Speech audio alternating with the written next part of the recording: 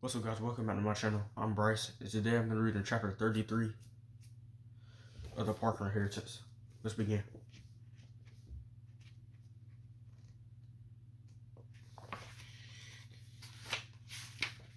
Chapter 33, Chip Douglas, August 11th, 1957. For the next few hours after the tennis game, everything was calm and back to normal in Lambert, South Carolina. Then Chip's word exploded. The ringing phone cut through the house, jarring him awake. He switched on his lamp and glanced at his clock. 1 a.m. After pulling on a t-shirt, he entered the hallway. His father leaned against the door jamb to the living room, the phone cradled on his shoulder. His eyes were closed and his breaths were deep. A few steps away, Chip's mother stood in her nightgown, her hands fiddling with the dish towel. Adam mumbled a few things into his phone. How bad is he hurt? Is everything okay? The boys? What about the car? Finally, he said, sit tight. We'll be there in a bit. He hung up the phone. That was Dwayne Smith. Dub was attacked tonight. They ambushed him as he was leaving the Green Olive Bar. Smitty found Dub in the parking lot and got him back home. He grabbed his wife's pack of cigarettes from the table and started searching for a lighter. Chip hadn't seen his father smoke a cigarette in years. Put on some clothes, Chip. You're coming with me. His mother dropped the towel. What? He's a baby. He'll be fine, Joyce. Adam finally found the lighter. He took a long puff of the cigarette before slowly blowing out the smoke. Go on, Chip, and pack a bag, enough clothes for a day or two. His father walked off to his own bedroom with Chip's mother a few steps behind, still asking questions. Chip hurriedly got dressed, then tossed some clothes into a duffel bag. He didn't have much cash on him, but he took the few bills he had and stuffed them into his pocket. His father knocked on his door. Ready? Chip looked around his room. Yeah, I guess.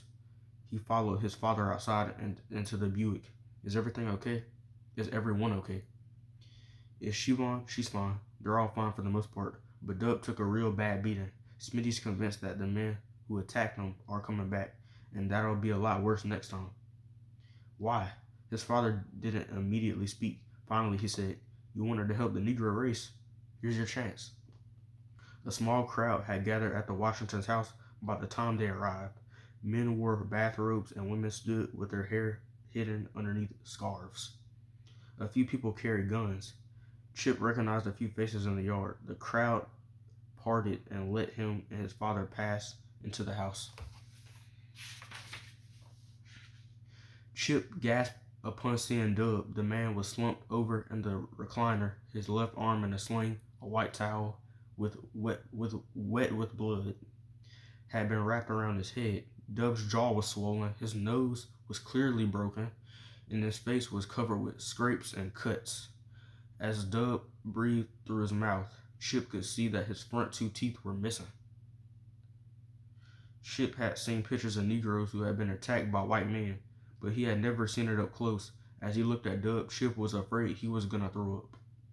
Smitty, you said he was bad, but this Adam Douglas ran his hands over his head. We got to get him to a hospital, now. No, Dub wailed.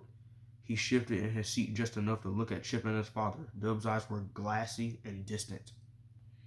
He won't go, Smitty said. That's why I called my friend Betty. It's a weird name to spell, Betty. She patched him up as best as she could. Then shot him full of morphine.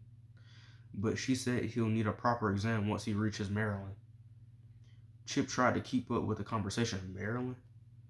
Think it was the Allen boys? Adam Douglas asked.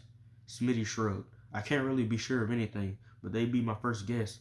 All I saw was 3 people in masks running away while Dub lay on the ground, choking on his own blood. It's brutal. Adam kneeled in front of Dub. Look, let me take you to the hospital, he said. I can protect you.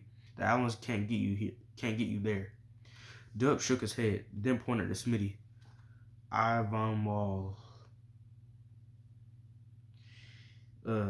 Chip had no idea what Coach Dub was saying. Neither do I. But clearly, Smitty did. He walked to the couch and pulled something out of a small paper bag. I found this doll in his car. Chip stepped forward to get a better look. The baby's dull white skin had been painted the color of midnight. With thick, I cannot read, bruh. With thick cherry red lipstick smeared over its small mouth. The doll was naked. Ugh. With horrible words scratched into its plastic skin. A noose hung around the doll's neck. Why did they leave a doll? Chip asked, his stomach twisting. What does it mean? His father cleared his throat. It's a girl, a black girl.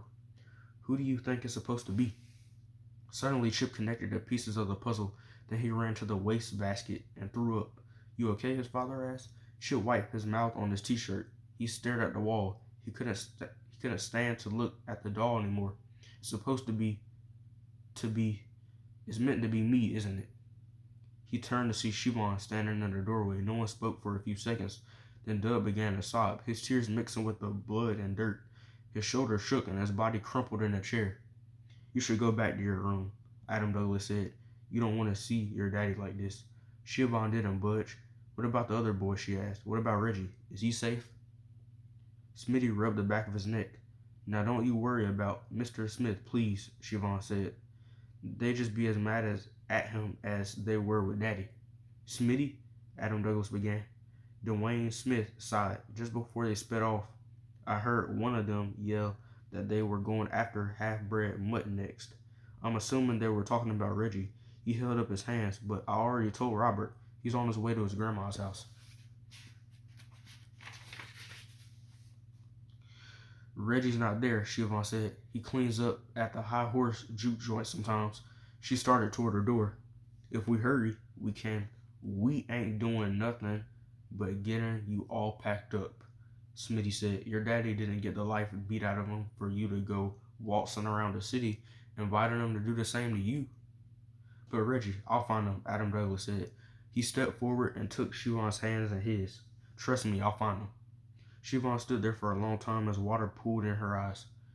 She released Adam Douglas's hands, then slipped a small bracelet off her arm. She held it up, and for a moment Chip thought she was going to hand it to his father, but she eventually placed it back on her wrist. Please find Reggie, she said as the first tears broke free.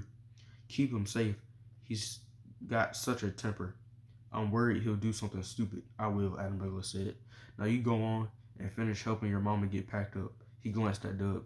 And you should lay down. You've got a long trip ahead of you, Dub nodded, then tried to right himself in the chair. Eventually, Smitty grabbed him underneath his arms and hoisted him from the seat. Siobhan rushed over and let her father lean into her. I've got you, Daddy, she said. Chip didn't know how she could support so much weight. Adam waited for her and Dub to leave the room before speaking again.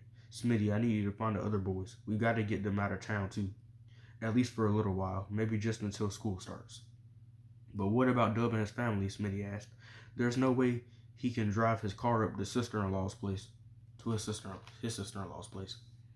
Chip will take him, he said, turning to his son. Now listen up, Chip. I want you to drive straight there. Don't speed. Have Dub and the others stay down in the back seat until you get to Virginia. They'll be uncomfortable, but it'll be safer for everybody that way. He patted his son's cheek. Can you handle that? Chip nodded. Yes, sir. I'll take care of them. As soon as you get them settled, you take the bus home, his father said. I'll be back as soon as I can, once I get Reggie out of here. Adam Douglas took a deep breath and looked up at the ceiling. Smitty, I need to borrow the keys to your place, and I'm also going to need to borrow your gun. And that was chapter 33, so tomorrow I'll be reading chapter 34. And that's about it. Peace out.